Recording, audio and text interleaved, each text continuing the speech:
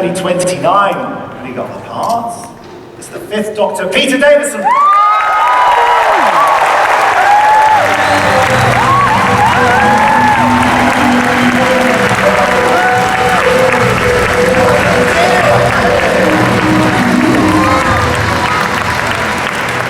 And the fellow who took over from Peter and actually had the pleasure of shooting him in an earlier story, which assures us was nothing to do with him getting the part.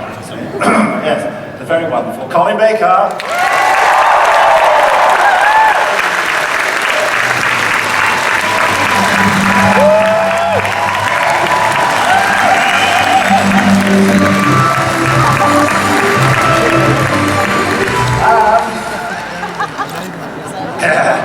You elitist. With his personal sofa. You're so where's Sylvester going to go?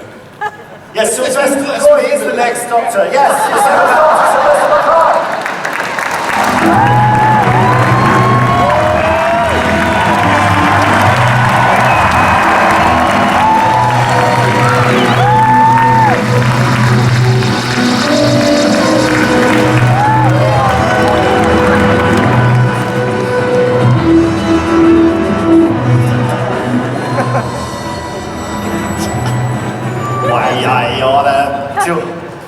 Hello.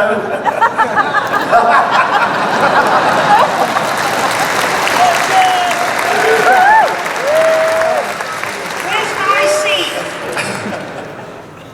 You come and join me, Sylvester. You and Peter are friends. Well, we're not that friends. This friend? Yes, that's fine. So, well, 50 years of Doctor Who, and it's been almost half that time since the end of the classic series. How did you feel about the reinvention of Doctor Who, the rebirth of it, when it came? Colin. Yes! I'd be standing quite a way away from Colin. Yeah, what did you feel about it when it came back? Oh, I was amazed, astounded and delighted.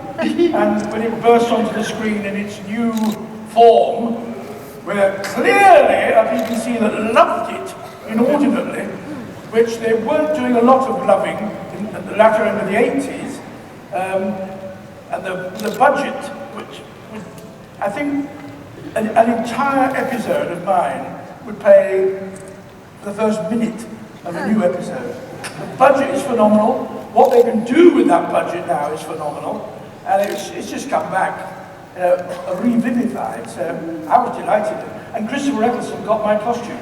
That was the one I wanted. That's the one I asked for and never got. So, Well, I always believed it'd come back. I mean, I really did, because I had to believe in that, because I was the one that killed it off. and I knew they were mad. I knew that they were completely bananas getting rid of it for economic reasons, if nothing, no other reason. It was paying for itself, and it was very popular. It was growing, and then when it finished, all the fans got together and kept it alive. They kept, kind of gave it mouth-to-mouth resuscitation. They tried it on me a couple of times, but I didn't like that.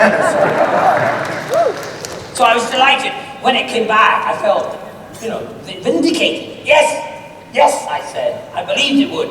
I didn't know. To become directors, writers, producers, actors, and when it came back in 2005, under the speech of Russell T Davies, a huge Doctor Who fan, it was really a case of the lunatics running the asylum, and what a great job they did of it. It was fantastic. We're all bonkers.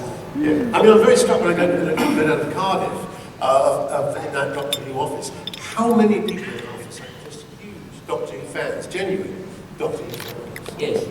Well, it helps them to make a good program, doesn't it? Yeah, absolutely. From 1989 onwards, that's when most of my children were born. So for them, Doctor Who had never really been on. My oldest daughter was 4 when it was cancelled. So in those intervening years, as they were growing up, and they would say, "Oh, I'm really bored, there's nothing on television." I said, "Do you want to watch one of these?" And I produced one of my stories, and they went, no. So then he came back, and it was round about the 2nd season, when one of my girls said, "Hang on a minute, Doctor Who, isn't that what you did?" I said, "Yes." "Well, You were Doctor Who? By this time they're in their teens. Yes, and they sat down and watched me for the first time. And I had something about respect in my own home.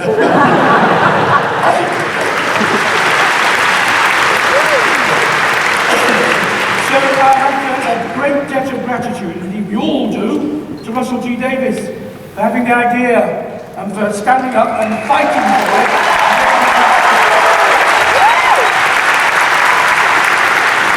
Yeah, when I did Doctor Who, it was a year. There was a kind of I was off for a year, and my two sons were 12, 13, and when I suddenly come home and said, look, I'm on Doctor Who, you must watch it. I said, no, we want to watch the 18. So I lost out to the 18. I did manage to brainwash my eldest son with episodes of myself as the Doctor before it came back in 2005. And they were, for a while, he would go around saying, Dr. Daddy. Dr. Daddy. And this all ended when the series came back, and I was immediately just thrown in the dustbin. They were just addicted to Doctor Who, the new series. I remember you telling me when I asked you round about the time that Doctor Who had come back, I said, have you seen any of the episodes? And you said, I've seen them all 10 times. my youngest was watching it this morning. He saw 5 minutes of the thing yesterday about William Hartnell. He sadly wasn't watching William Hartnell episodes. He was watching David Tennant again, going right from the beginning. He just sits there. I don't mind, it's fun. I'd rather it was me who was going. My 4-year-old's very fond of Earthshock. Oh, great. Now, let's have a clip from the last really big celebration Doctor Who story, The Five Doctors, back in 1983. Let's have a look at that.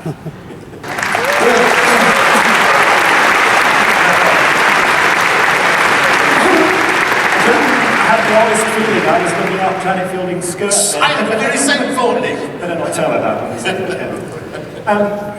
The interesting thing about that, of course, it's a similar sort of situation in that now we're having a big anniversary story, but there's another Doctor, Peter Capaldi, in waiting, and that's the sort of situation for you, wasn't it, Colin? When that was going out, you already knew you were the Doctor. Did I? I think so. Yeah. When did it go out? 1983. When? On November the 23rd, I think. Oh, and then I knew, yes. Yeah. I knew in June or July. I didn't even know I was leaving then.